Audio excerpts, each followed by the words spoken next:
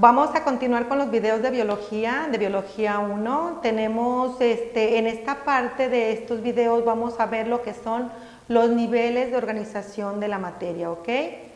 Desde las partículas hasta los ecosistemas, la materia se encuentra en diversos estados y organizada en diferentes estructuras, desde las más pequeñas hasta las más grandes, desde las más simples hasta las más complejas. Una persona es un sistema de células acomodadas de una manera muy organizada y es un sistema grande, muy potencial. Y bueno, tenemos lo que es esta organización determina los niveles que nos facilitan la comprensión de nuestro objeto de estudio, que es la vida, ¿verdad? Cada nivel de organización incluye los niveles inferiores y los niveles, constituye a su vez los niveles superiores. Los inferiores son los que nos van a dar un nivel superior. Y eso es lo que es lo más importante de cada nivel. Se caracteriza por poseer propiedades que emergen a un nivel que existen a través del anterior, ¿sí? Que son las propiedades emergentes. La interacción entre los componentes de nivel de organización determina las propiedades, así como el primer nivel de organización con el cual los biólogos habitualmente se relacionan, el que es el nivel subatómico, que es el primero que tenemos en esta lista de niveles de organización de la materia. El nivel subatómico este nivel es el más simple de todos porque es el más pequeño y está formado por electrones que tienen carga negativa, los protones que tienen carga positiva y los neutrones que son átomos que no tienen ningún tipo de carga, o sea, que son neutros, como su palabra la dice, y que conforman las distintas partículas que conforman al átomo. O sea, el átomo está formado por elementos subatómicos compuestos por electrones, protones y neutrones. El átomo, bueno, a pesar de que está considerado como la parte más pequeña de cualquier estructura, bueno, en realidad sí, ya dijimos que está formado por los subatómos, que a su vez están formados por los protones, neutrones y electrones, ¿sí? Los elementos están formados por varios átomos, o sea, una estructura elemental está formada por varios átomos y existen aproximadamente 92 elementos y se dividen en dos grupos, que son los naturales y que son los artificiales. Dentro de estos existe un grupo llamado bioelementos, o elementos biogenésicos, que son los elementos primarios y que son los compuestos por el carbono, el hidrógeno, el oxígeno, el neutrógeno, el azufre, el fósforo, y que estos son esenciales para la vida. Todos debemos de que contar con estos elementos para nosotros poder tener nuestro sistema funcionando a la perfección. Dentro de esto, las moléculas son la unión de varios elementos, y las hay orgánicas e inorgánicas. Las que forman con los bioelementos se llaman biomoléculas, y son las moléculas que por su tamaño se dividen en moléculas pequeñas, como el agua, las sales, minerales, los gases, las vitaminas, y las medianas como los ácidos grasos y azúcares simples, por ejemplo la glucosa, que es la que nos la genera, por ejemplo en el caso de los animales, nos la generan lo que es el páncreas, ellos son los que generan la glucosa, ¿ok? La insulina para poder contrarrestar la glucosa.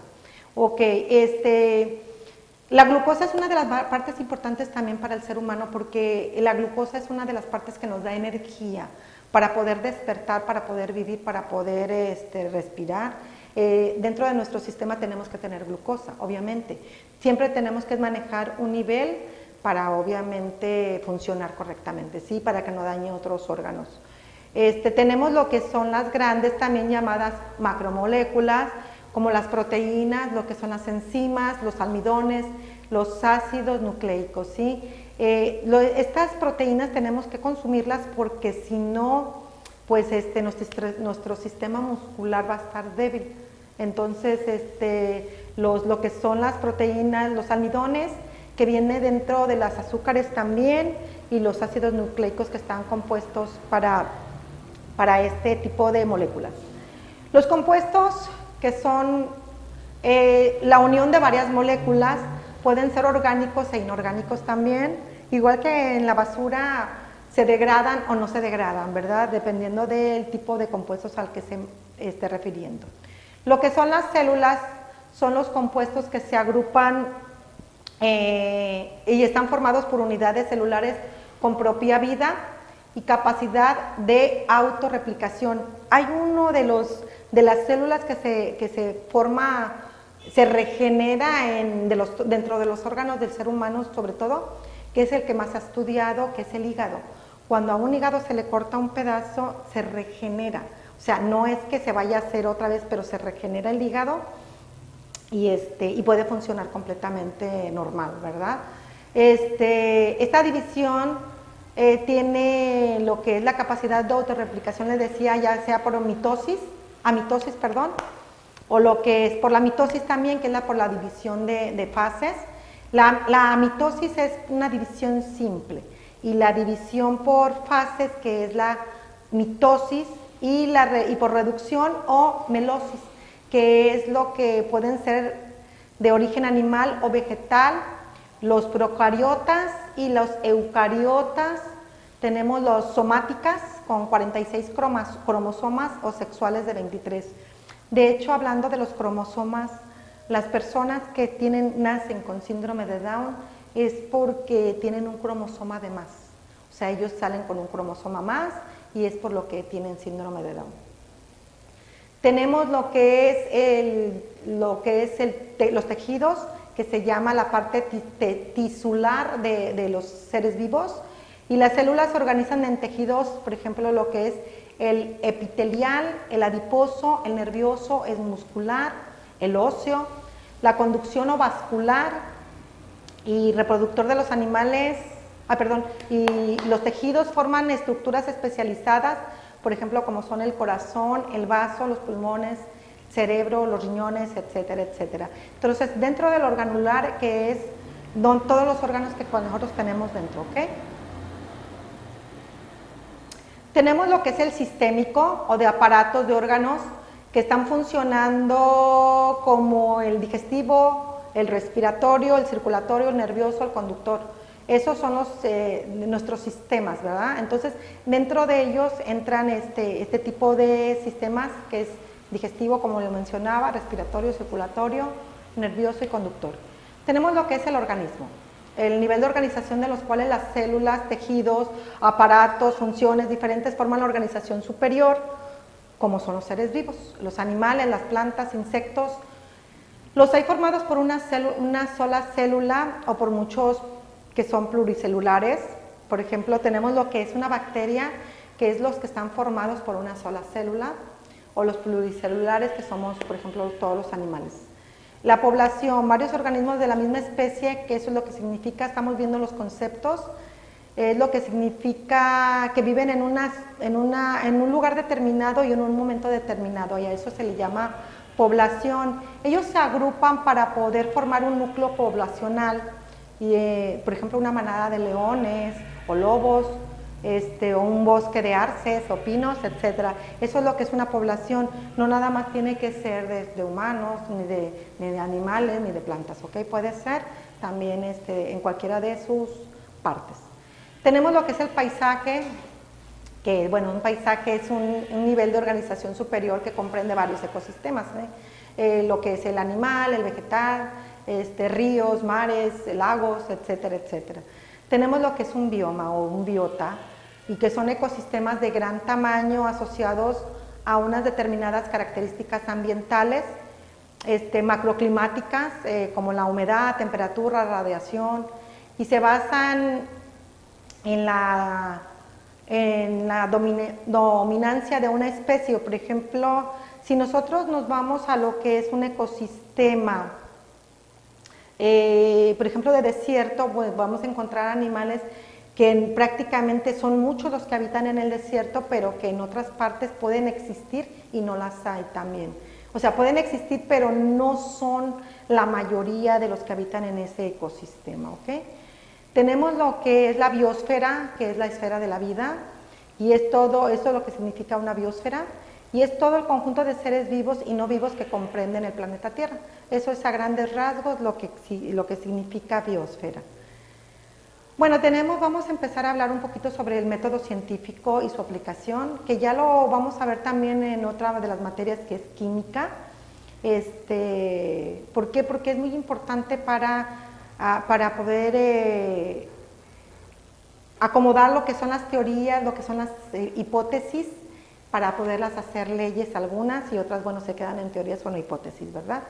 Entonces, el método científico y su aplicación, y nos dice que la ciencia es un conjunto de métodos y técnicas para la adquisición y organización de conocimientos sobre la estructura de un conjunto de hechos objetivos y accesibles a varios observadores. Eso es lo que significa la ciencia, el conjunto, ¿verdad? Entonces, bueno, la aplicación de estos métodos científicos son aplicables a todas las ciencias. ¿Por qué? Porque se tiene que llevar una clasificación dentro de ellas. Las ciencias se clasifican dentro de las formales, ciencias formales, que son aquellas que no estudian fenómenos empíricos, o sea, ellos se basan a la deducción del método de la búsqueda de la verdad. Tenemos lo que son las ciencias naturales, en ellas se encuadran todo lo que tiene por objeto el estudio de la naturaleza según el método científico, como es la astronomía, la biología, la física, la geología, la geografía y la física, ¿ok? Perdón, ya volvimos a repetir física, pero teníamos esa parte. Ok, las ciencias sociales también están dentro de las ciencias formales y que son todas las disciplinas que se ocupan de los aspectos del ser humano, por ejemplo, lo que es la cultura, la sociedad, el método que depende de cada disciplina particular, la antropología, la ciencia política, la demografía, la economía, la historia, la psicología, la sociología, la geografía humana, cómo se ubican en cada parte. Bueno, tenemos lo que es la ciencia factual, que se encarga de estudiar hechos auxiliándose de la observación y la experimentación. Esa es lo que es a grandes rasgos lo que es la ciencia factual. Por ejemplo, la física y la psicología, que son ciencias factuales por lo que se refieren a hechos que se supone ocurren en la realidad, pero no son comprobables, nada más es una suposición. Dentro del método científico, la palabra viene de las raíces griegas, que es meta, que es hacia, a lo largo, y odos, que es el camino, o sea, significa el camino hacia el conocimiento, que eso es lo que significa el método científico, ¿sí? Bueno, dentro del método científico está sustentado por dos pilares fundamentales, que es la reproducibilidad y la falsabilidad, o sea, lo que es que se puede reproducir y nos van a generar los mismos resultados, y lo que es la capacidad de una teoría de ser sometida a potenciales pruebas que la contradigan, o sea, lo que es lo contradictorio a lo que estamos tratando de probar. Dentro de la metodología de la investigación, tenemos un proceso que se lleva a cabo. Primero tenemos que tener el campo de la observación, después tenemos que describir, después tenemos que inducir, tenemos la inducción, la hipótesis, la experimentación, la demostración o refutación, y lo que es la comparación universal, que es lo que consiste en la constatación de una hipótesis, pero en la realidad a nivel mundial, ¿ok? Dentro de estos métodos tenemos el método experimental, el método hipotético deductivo, el método de la observación científica, el método de la medición, el método hermenéutico, el método dialéctico, el método fenomenológico, el método histórico, sintético, lógico y el lógico deductivo. Bueno, dentro de los métodos el más importante a mi ver es el método deductivo, porque ese es el método que se encarga de clasificar y tiene la mayor fiabilidad dentro de los métodos que tenemos, ¿sí? Y es porque también puede ser comprobable, ¿ok? El método lógico deductivo, mediante el que se aplican los principales principios que son descubiertos a casos muy particulares a partir de un enlace de juicios. El método lógico inductivo, que nos da el razonamiento que partiendo de casos muy particulares se aplica a conocimientos más generales.